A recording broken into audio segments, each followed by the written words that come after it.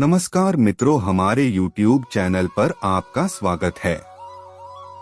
जिस प्रकार माता रानी के 9 रूप प्रचलित हैं, जिनकी नवरात्रों में पूजा की जाती हैं, ठीक उसी प्रकार माता रानी की 10 महाविद्या भी प्रसिद्ध हैं, जिनकी पूजा गुप्त नवरात्र के समय की जाती हैं। यह 10 महाविद्या माता सती ने भगवान शिव के सामने अपना प्रभाव दिखाने के लिए प्रकट किया था, जिनका प्राकट्य अलग अलग उद्देश्यों के लिए विभिन्न समय काल में हुआ था। इन 10 महाविद्याओं के रूप की साधना मुख्य रूप से तांत्रिक विद्या व शक्तियां प्राप्त करने के लिए की जाती हैं। इसलिए इन्हें तांत्रिक महाविद्या या शक्तियां भी कहा जाता है। आज हम आपको 10 महाविद्याओं के नाम सहित उनके बारे में संक्षेप में जानकारी देंगे। श्री देवी भागवत पुराण की कथा अनुसार महाविद्याओं की उत्पत्ति का रहस्य इस प्रकार है। जब भगवान शिव और सती का विवाह हुआ, तब सती के पिता दक्ष प्रजापति इस विवाह के सख्त खिलाफ थे। इसलिए शिव के अनादर के उद्देश्य से उन्होंने एक विशाल यज्ञ का आयोजन करवाया, जिसमें उन्होंने शिवजी के अतिरिक्त अन्य सभी देवी देवताओं को आमंत्रित किया। सती भगवान शिव से यज्ञ में जाने का हठ करने लगी, परंतु शिव ने उनकी बात को अनसुना कर दिया। इस पर सती ने क्रोधवश एक भयंकर स्वरूप धारण कर लिया। सती का ऐसा रूप देखकर भगवान शंकर भागने लगे। जिस जिस दिशा में शिव जाते थे, उन्हें रोकने के लिए माता का एक अतिरिक्त विग्रह प्रकट हो जाता था। इस प्रकार भगवान शंकर को रोकने के लिए माता सती ने 10 रूप लिए, जो 10 महाविद्या कहलाईं। 10 दिशाओं की 10 महाविद्याओं के नाम इस प्रकार है। महादेवी काली और देवी तारा उत्तर दिशा की शक्ति हैं। षोडशी त्रिपुर सुंदरी ईशान दिशा की सुंदरी हैं।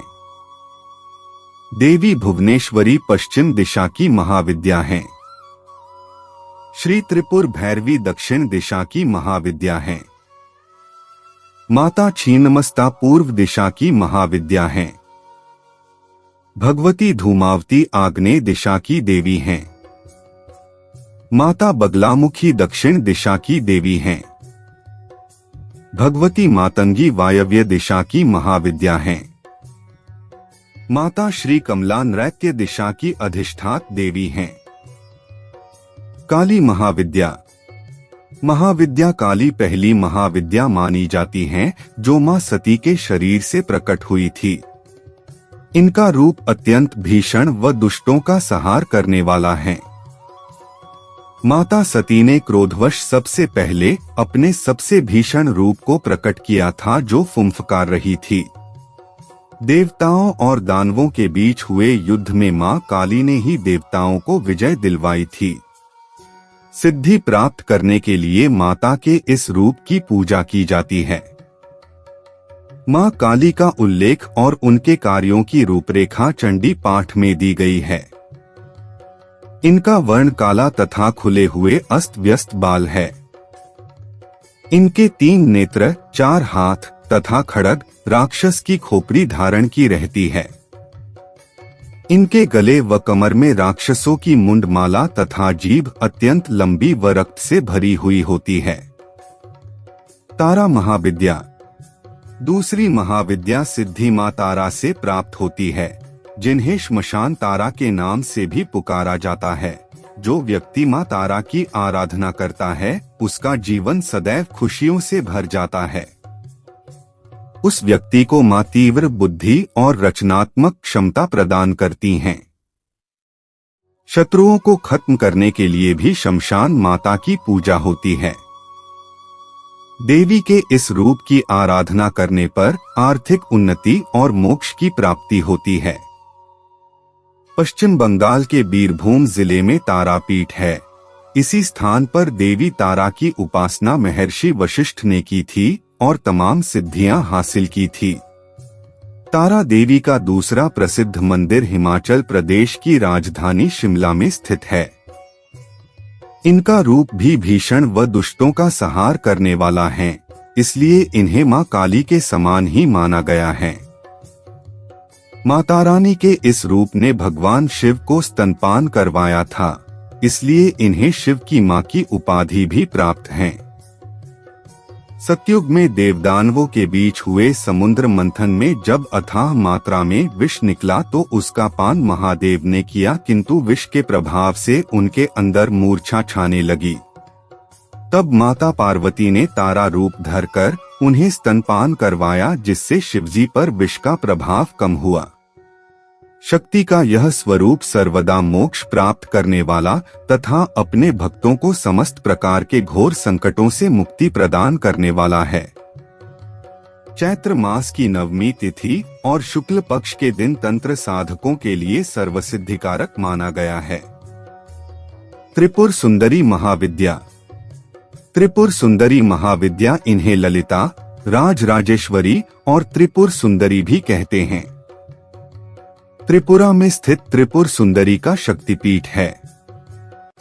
यहाँ पर माता की 4 भुजा और 3 नेत्र हैं। इन्हें महाविद्या षोडशी के नाम से भी जाना जाता है, क्योंकि इनकी आयु 16 वर्ष की थी। पहले 2 रूपों में माता रानी ने अपने भीषण उग्र रूप प्रकट किए थे। तत्पश्चात उनका यह सुंदर रूप प्रकट हुआ, जो अत्यंत ही सुखकारी व मन को मोह लेने वाला था। इनका प्राकट्य अपने भक्तों के मन से भय को समाप्त करने व अंतर्मन को शांति प्रदान करने वाला था। भुवनेश्वरी महाविद्या। मां भुवनेश्वरी चौथी महाविद्या है। भुवन का अर्थ है ब्रह्मांड और ईश्वरी का अर्थ है शासक, इसीलिए माता भुवनेश्वरी ब्रह्मांड की शासक हैं। माता को राजराजेश्वरी के रूप में भी जानी जाती हैं और ब्रह्मांड की रक्षा करती हैं। पुत्र प्राप्ति के लिए माता भुवनेश्वरी की पूजा बहुत फलदायी मानी जाती है। यह शताक्षी और शाकंभरी नाम से भी जानी जाती है।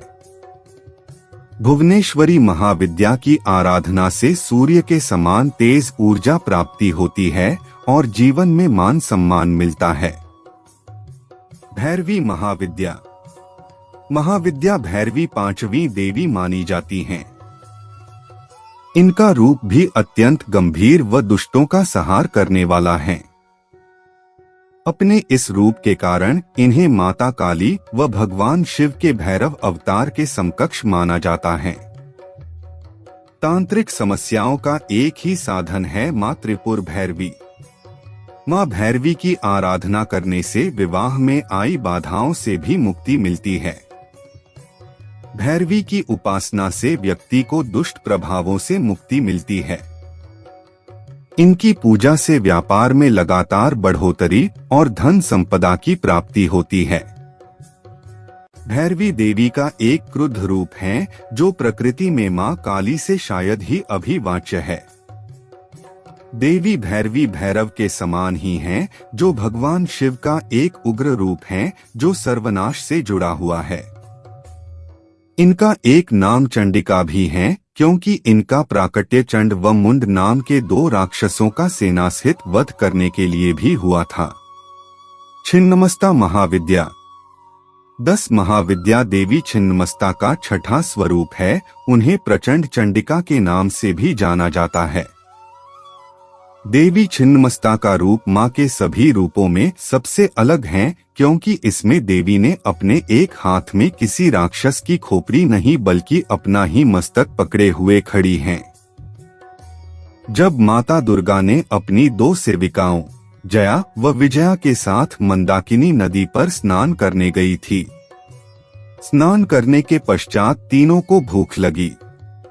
दोनों सेविकाओं के द्वारा बार बार भोजन की विनती करने पर माता ने अपना ही मस्तक धड़ से काटकर अलग कर दिया व उसके रक्तपान से सभी की भूख शांत की थी।